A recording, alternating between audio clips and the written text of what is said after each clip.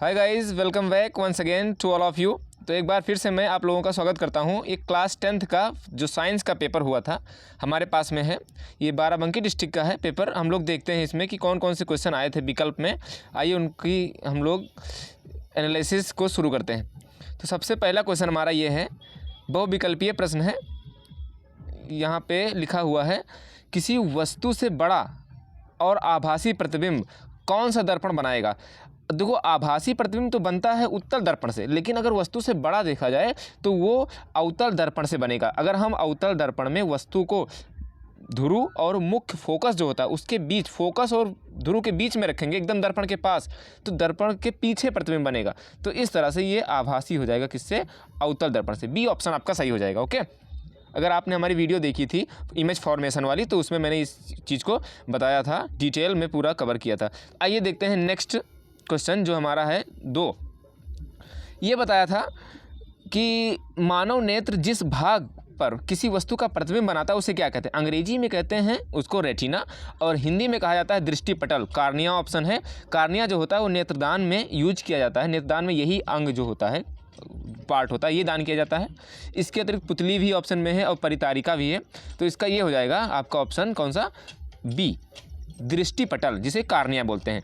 अगर आपने मेरी कल वाली जो वीडियो शाम वाली देखी थी, आपने नहीं बोला है लेकिन मैं बोल रहा हूँ यहाँ पे कि उससे क्वेश्चन काफ़ी फंसे हुए हैं। आप चाहे उससे मिला सकते हैं कि किस तरह से क्वेश्चन आए हैं।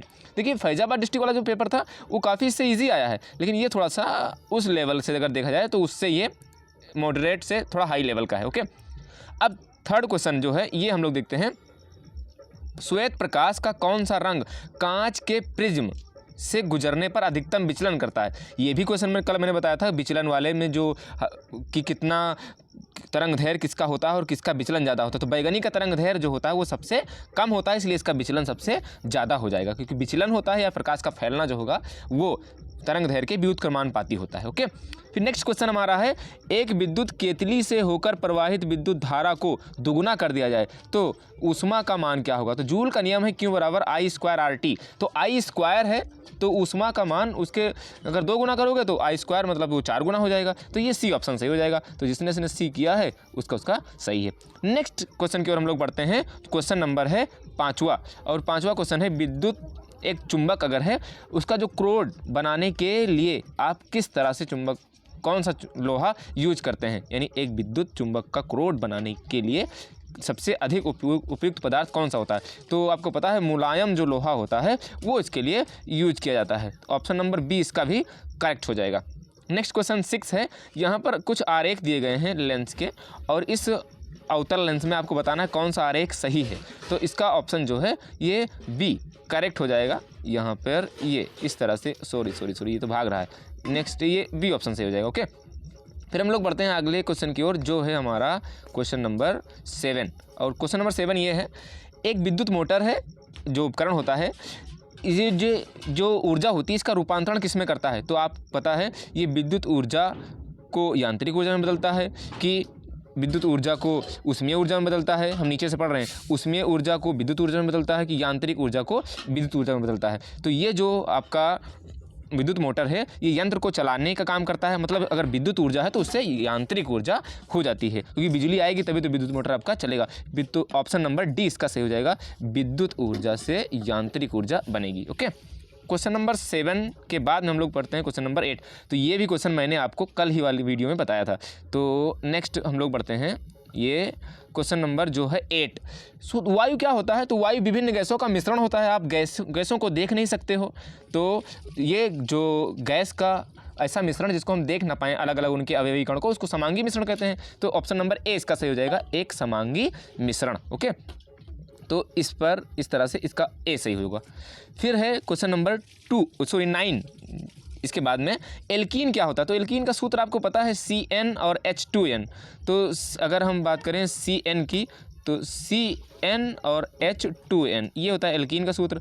अब C की जगह अगर N की जगह पे 3 कर देंगे तो 3 दूनी ये 6 हो जाएगा, तो C3H6 ये ऑप्शन आपका सही हो जाएगा। तो इस तरह से ये ऑप्शन करेक्ट होगा, ए ऑप्शन। फिर क्वेश्चन नंबर हमारा है 10 10 में देखते हैं शुद्ध जल का पीएच मान। ये भी क्वेश्चन मैंने कल बताया था, ये क्वेश्चन आना ही आना है। तो क्वेश्चन नंबर जो 10 है उसका आंसर हो जाएगा शुद्ध जल का पीएच मान 7 होता है। क्यों? क्योंकि ये उदासीन होता है, तो ये उदासीन ये हो जाएगा।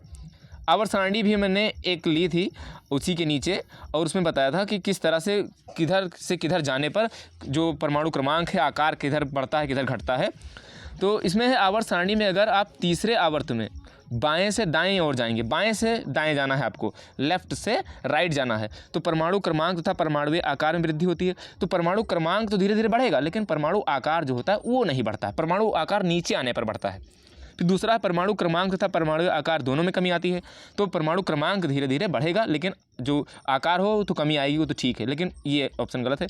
सी ऑप्शन है परमाणु क्रमांक में वृद्धि होती है तथा परमाणु आकार में कमी आती है। ये बात सही है, बिल्कुल सी ऑप्शन सही हो जाएगा। यानी परमाणु का आकार धीरे धीरे क्या हो जाएगा, वो कम हो जाएगा और परमाणु क्रमांक बढ़ जाएगा। ओके, नेक्स्ट क्वेश्चन है जो 12 नंबर है, इसमें आपको मैच करना है, मिलान करना है, और मिलान करने के लिए दिया गया है प्लास्टर ऑफ पेरिस।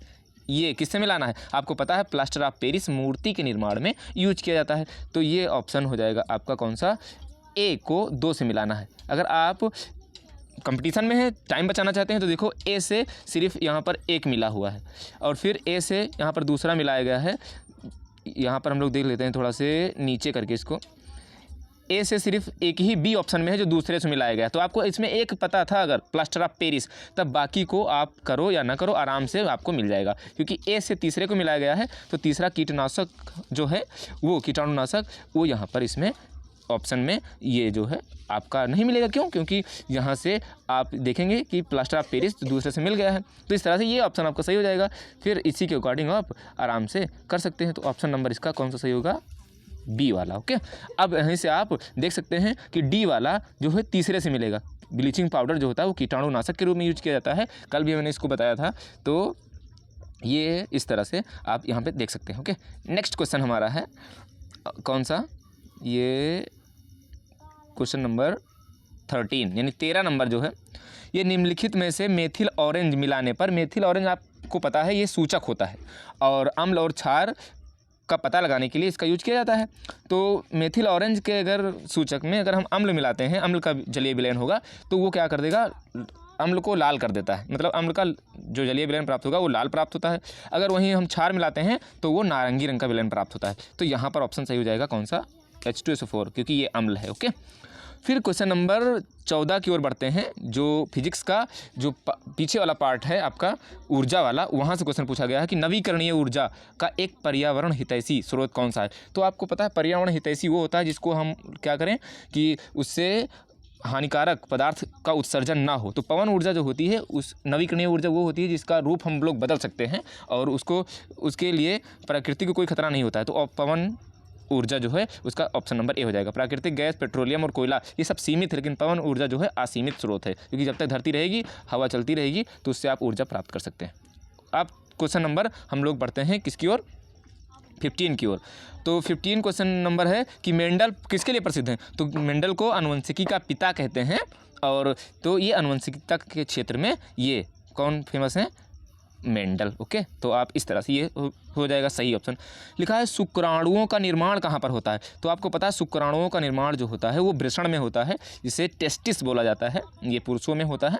तो ये हो जाए शुक्रवाहिका जो है, तो टेस्टिस से शुक्राणुओं को लाती है, जिस शुक्रवाहिका है यकृत समझते हैं, ये आपका प्रजनन अंग तो है ही नहीं, और अंडाशय जो होता है वो स्त्रियों में पाया जाता है। तो वृषण, सी ऑप्शन इसका राइट आंसर हो जाएगा। ओके, अब पढ़ते हैं 17 क्वेश्चन।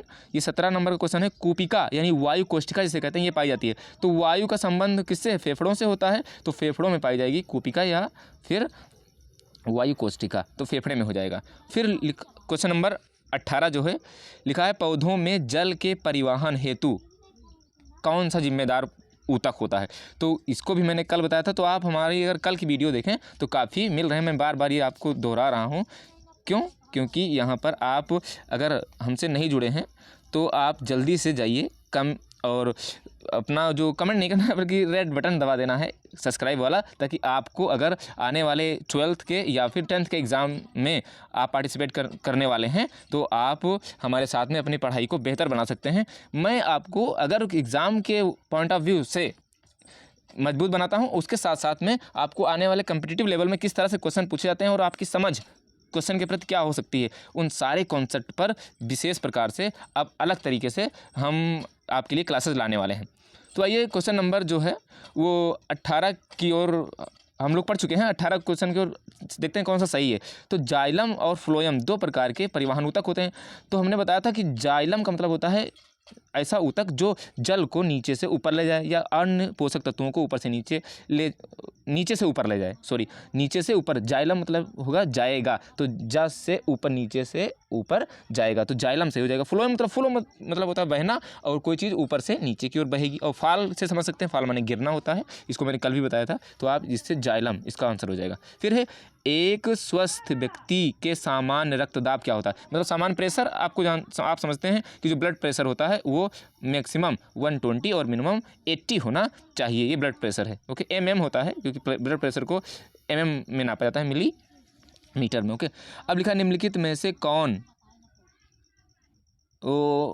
सा जो है वो जल पुरुष के रूप में जाना जाता है। मतलब भारत का जल पुरुष किसे कहते हैं।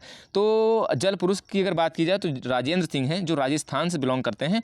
ये सही ऑप्शन हो जाएगा। ये अगर यहीं पर अगर पूछा जाता है कि पक्षी वैज्ञानिक या पक्षी से संबंधित कौन वैज्ञानिक है, तो सलीम अली जो जम्मू कश्मीर से संबंधित है वो हो जाता है पक्षी। और यहाँ पर राजेंद्र सिंह जो हैं ये वाटरमैन ऑफ इंडिया के नाम से फेमस है। तो ये हमारे हुए 20 क्वेश्चंस जो आए थे क्लास 10th के साइंस यूपी बोर्ड 2023 में। और हम लोग बाकी क्वेश्चन देख लेते हैं, वो इस तरह से क्वेश्चन आए थे। तो जो अगर क्लास 9th में है तो वो इन क्वेश्चन को देख सकते हैं कि ये क्वेश्चन पूछे गए थे। मैं धीरे धीरे बढ़ा रहा हूँ, आप लोग क्वेश्चन को पॉज करके आप देख सकते हैं कि किस तरह से क्वेश्चन आए थे। ये फिर IUPAC नाम आया था। आप IUPAC नाम जो है इनको आसानी से कर सकते हैं, अगर आप पढ़ेंगे तभी हो पाएगा इन सब का। और फिर नीचे देखें, ये अगर ये क्वेश्चन हम कराएंगे तो फिर थोड़ा टाइम ज़्यादा लग जाएगा, तो वीडियो ज़्यादा लंबी हो जाएगी। तो यहाँ पर देखो यहाँ पर इनको बैलेंस करना था। केमिस्ट्री का ये बहुत अच्छा आया था कॉन्सेप्ट कि सिर्फ आपको बैलेंस करना है। बैलेंस करने से आपको 6 नंबर आराम से मिल जाएंगे। 1.5 नंबर के क्वेश्चन थे, यहाँ पर इधर साइड में लिखा हुआ है। फिर ये या तो वो करो या तो फिर ये करो, 2 नंबर के थे। ऑक्सीकरण अपचयन, अगर आपने पहले भी हमारी वीडियो देखी थी, very first video of my YouTube channel, तो वो थी हमारी यही जो दोनों क्वेश्चन आए हैं ये वहाँ से आए। मैंने उसमें वर्जन नहीं पढ़ाया था और बाकी सब कुछ पढ़ाया। मेंडल का नियम आया है। और फिर ये क्वेश्चन है पर्यावरण से संबंधित हैं, तो आप इस तरह से इसको देख सकते हैं। ओके, फिर ये हुए हमारे टोटल क्वेश्चन नंबर 31 और यहाँ तक क्वेश्चन आया था। तो आई होप आपको ये एनालिसिस पसंद आया होगा। तो आज के लिए इतना ही। Best of luck for next exam आप लोगों का जो होने वाला है। और फिर हम लोग मिलते हैं किसी इंटरेस्टिंग से टॉपिक के साथ में, और फिर बाद में इंग्लिश के पेपर का एनालिसिस करेंगे। तो आज के लिए इतना ही। Thank you for joining us and watching our video. Okay, thank you so much.